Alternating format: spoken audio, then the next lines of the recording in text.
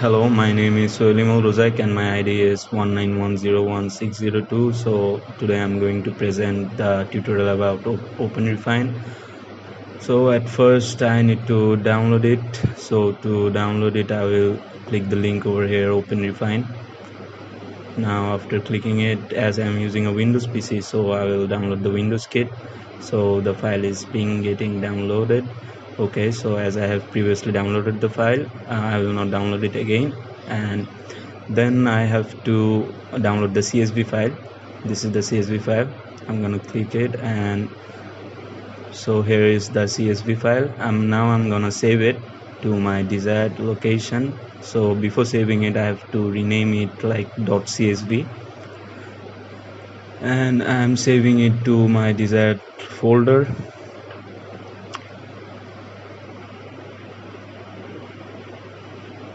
So it's been saved now.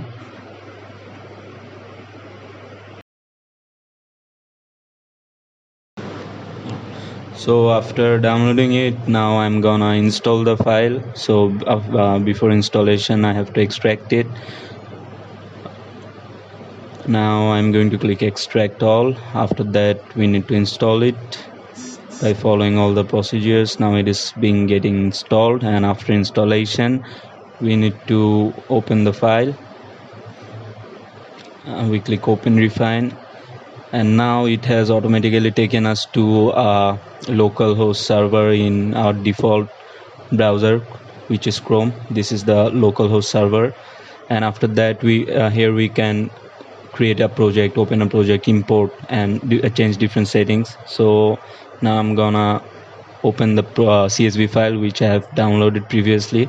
Now I'm gonna select it and open, and then I'm going to click next, and after clicking next the project file has opened here, and now this is the project file, and after that we need to create project, and after creating it, it is getting created. Now this is the first dashboard which is shown here with 1001 rows. By default it is showing only 10 rows. We can change the settings and make it to show all the rows all together. So next we are going to do the other steps. Okay, so after that we are going to split and join the cells. Here is the authors tab, and we can see here there are two authors, and they both are joining together by a straight slash. So we can like divide them into two different cells by making two different rows over here, and for that we need to click here in the arrow, and here we are going to edit cells. And now here is split multi-valued cells. Here is the separated default, and which is by comma. We are going to change it as there was a straight slash. So after giving the straight slash here, we are going to press OK, and we're going to wait for some time. And now the both authors are in two different rows. They both are separated in two different cells, like it was in a single cell previously, and now they're in two different cells. So after that we can join cells. So as we have used straight slash previously, so it is showing that one here. So we are going to change it, and suppose we can give plus plus plus here to join the different separated cells. So after clicking OK, we're gonna wait, and yeah, here is the thing that both the cells are joined together with plus plus plus that I have used earlier. And from this panel we can redo and undo the things we have done earlier.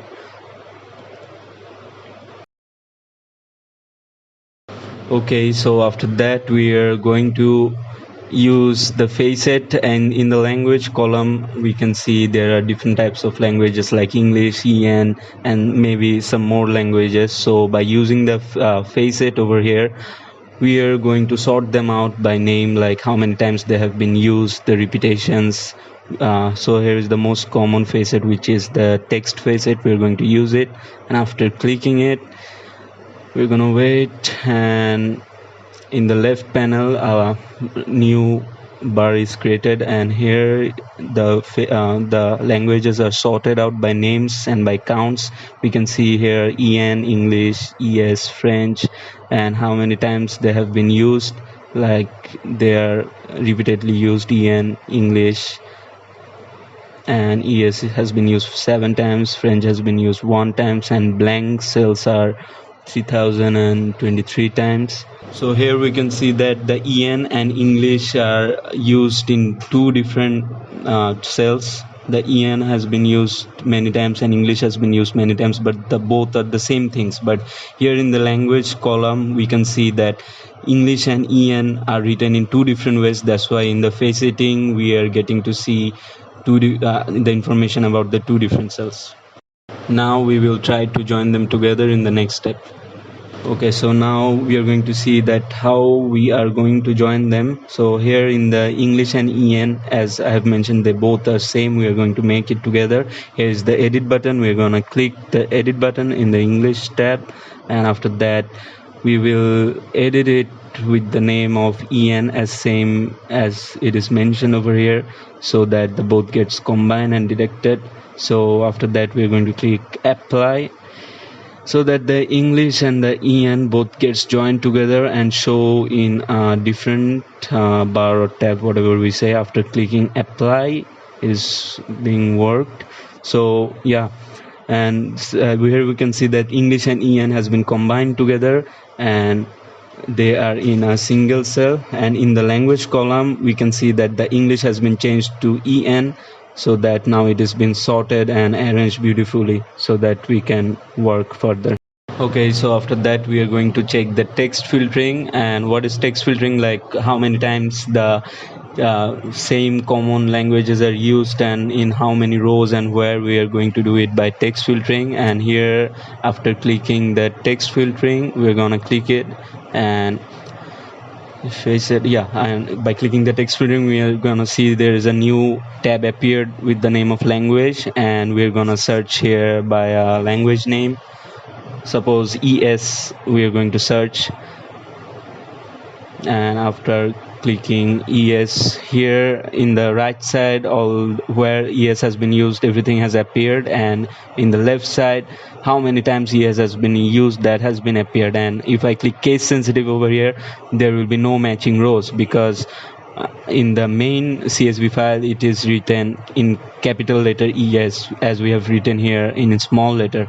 So we are going to remove the case sensitive part, and we're going to see here how many times and where it has been appeared. And suppose we are going to write French, and in 502 number row it has been used.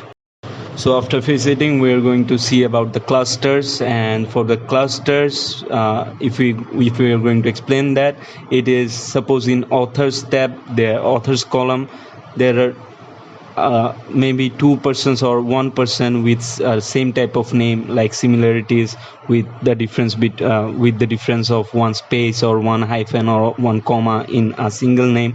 Now we are going to detect it by clusters, and here is the cluster and edit. So here are the key functions, which is fingerprint. We're now using it, and now here are the results of the clusters, that is a.khan vakil. Then so here we are going to use fingerprint, and there are few different other sections we are going to use later. And in values in clusters, here is a khan vakil a khan. We are going to detect both the same or not. We can detect that manually by checking the references, and see here the Chandra Naveen and Naveen Chandra are both there, they both the same or different person. We can like check them and by browsing in the clusters. So where are they? Like they are in the row 452 and 359. So here the references and the titles are, I guess, like almost same. And Naveen Chandra Naveen makes that 2 different person. We can merge them by clicking the checkbox, and after that merge selected and recluster. We are going to click it. If we click it, they both are going to be merged. So we are not doing that right now. Like here BK Revati, and in the lower part that is BK Revati same, but the difference is like after the first one there is 2 dots after B dot then K dot. In the second one there is no dot after K. So they might be a same person or different person. We can use clusters to define them. Like here is Changi Zeng, and lower one is also the same one, and the difference is of 1 hyphen. So next we are going to use the n-gram fingerprint.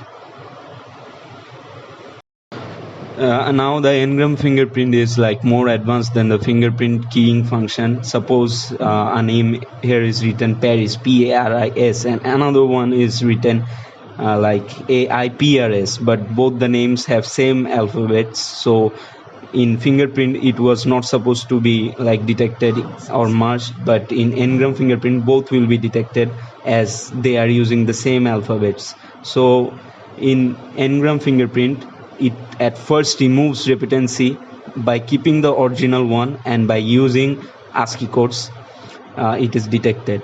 Suppose my name is Rozaik and another name is used here, Rozaika. So as the A in the last part is repeated, so by using ASCII code it will detect both the names so that it is to be merged or not.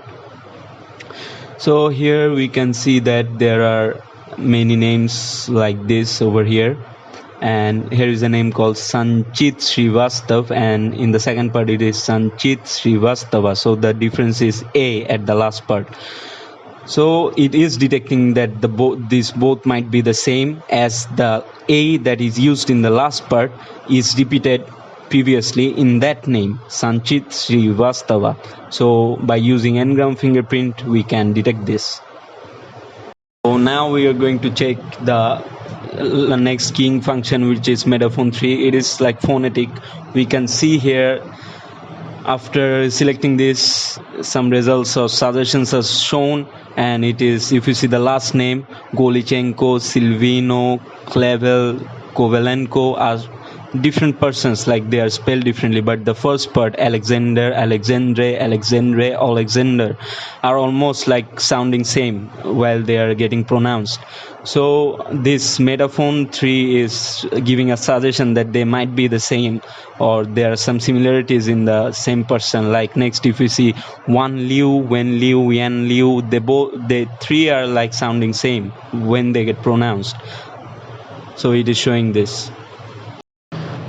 And next we are going to see the Kolonj phonetic and Daich Mokotov. It is almost similar to metaphone 3. In Kolonj phonetic, the algorithm of the syntax is like according to the German alphabets, German pronunciations. According to the German pronunciations, the names which are going to be same or similarities that is showing over here, like suggestions that the names are same according to the German pronunciation or alphabets, whatever it is. And next, the Daich Mokotov is same as the previous one, and it is, instead of German alphabets, it is going to show the Yiddish and Slavic pronunciation types. Okay, so in the Biedermors, the main objective of Biedermors actually consists in recognizing that two words written in a different way actually can be phonetic equivalent, that is, they both can sound alike. Like here we can see, but unlike SoundX methods, the sound alike test is based not only on the spelling but also on linguistic properties of various languages, like we can see over here in these suggestions. Like for common nouns, adjectives, adverbs, and verbs, this task is of limited interest, except for orthographic and typographic errors. These words rarely have spelling variations. The situation is different for proper nouns, that is names or something like that. They can appear in documents written in different languages and spelled according to the phonetic rules of the other language of the documents. Determining that two different spellings correspond to the same name becomes even more difficult when the two spellings use same letters from different alphabets. Like in between these names, we can see the Biedermors how it's been worked.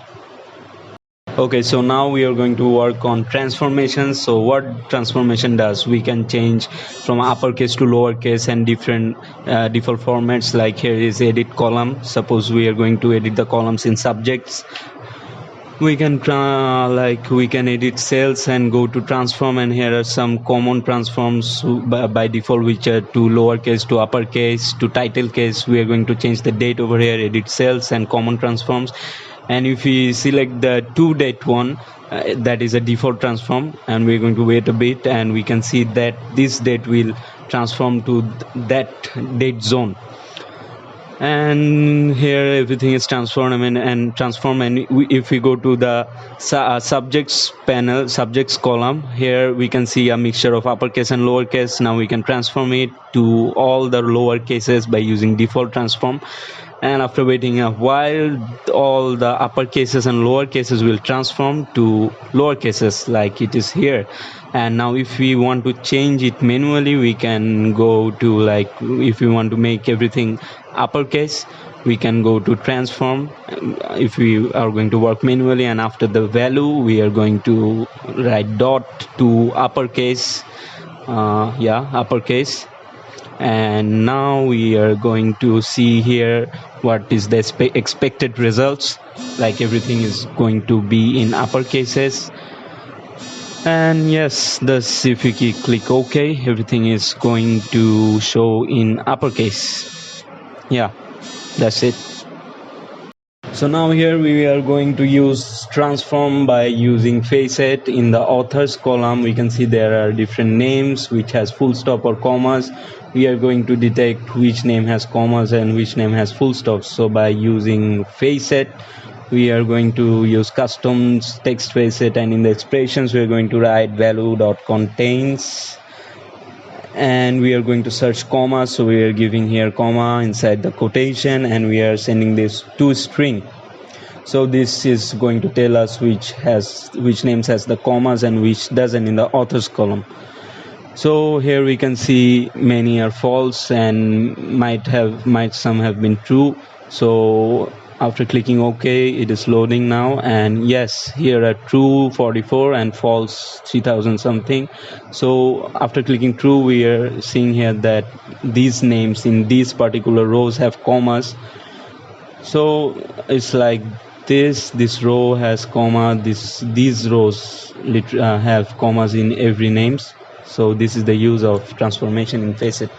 So now we are going to do undo, redo, and then export. So here in the undo, redo tab, we can see that whatever we have done from the initial stage, like creating project, splitting the things, and making transformations, text transformation, and whatever we have done, we can go straightly to the first one and straightly to the last one, or in the middle, wherever we want to go, and we can see what have we done, and we can undo, redo from them and edit stuffs from them.